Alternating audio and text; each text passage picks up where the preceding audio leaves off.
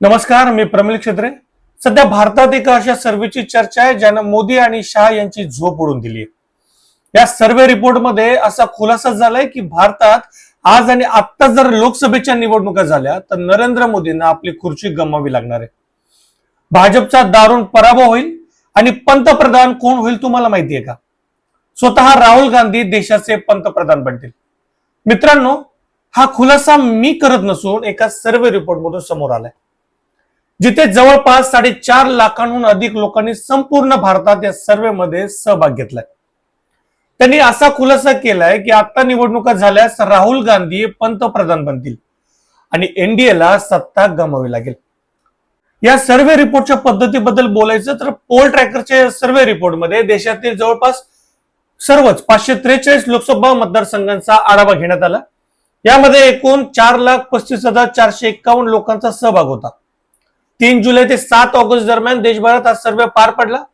मीडियामध्ये दाखवला जाणारा एक्झिट पोल किंवा ओपिनियन पोल मध्ये नमुना आकार खूपच लहान असतो, म्हणजेच लोकांचा सहभाग फार कमी असतो. मात्र पोल ट्रॅकरनं एवढ्या मोठ्या सॅम्पलिंगच्या आधारे हा अहवाल तयार केला. या सर्वेच्या प्रत्येक प्रश्नावर जेव्हा सामान्य जनतेचं मत समोर येतं तेव्हा खरोखरच आश्चर्य वाटतं. पहिला प्रश्न असा होता की लोक एनडीए सरकारच्या कामगिरीवर संतुष्ट आहेत का? यामध्ये 42% लोकांनी हो म्हटलं, तर 58% लोकांनी नाराजी व्यक्त करत आपण एनडीए सरकारच्या कारभारावर असंतुष्ट असल्याचं सांगितलं. पंतप्रधान मोदींच्या कामगिरीबद्दल जेव्हा प्रश्न विचारण्यात आला तेव्हा 43% लोकांचं म्हणणं होतं की त्यांची कामगिरी चांगली राहिली आहे, तर 47% लोकांनी ती खराब असल्याचं सांगितलं. म्हणजेच बहुसंख्य जनता आता पंतप्रधान म्हणून नरेंद्र मोदींना पसंती देत नाहीये. तर दुसरीकडे विरोधी पक्षनेते म्हणून राहुल गांधींच्या कामगिरीवर 61% जनतेचे म्हणणं होतं की त्यांची कामगिरी खूप चांगली आणि उत्कृष्ट राहिली, तर 39% लोकांनी ती खराब असल्याचं मानलं.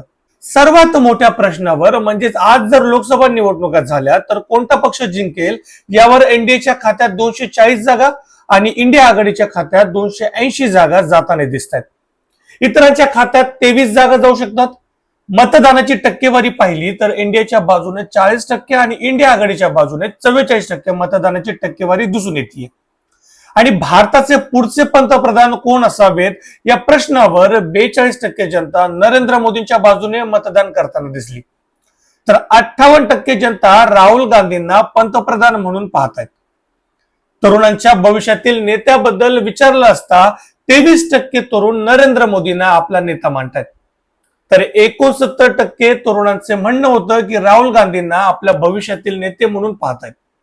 निवडणूक आयोगाच्या कार्यपद्धतीवरही जनतेनं प्रश्न उपस्थित केले, जिथे 42% लोकांचं मत आहे की निवडणूक आयोग स्वतंत्रपणे काम करते, तर 48% जनतेचं म्हणणं होतं की स्वतंत्रपणे निवडणूक आयोग काम करत नाही.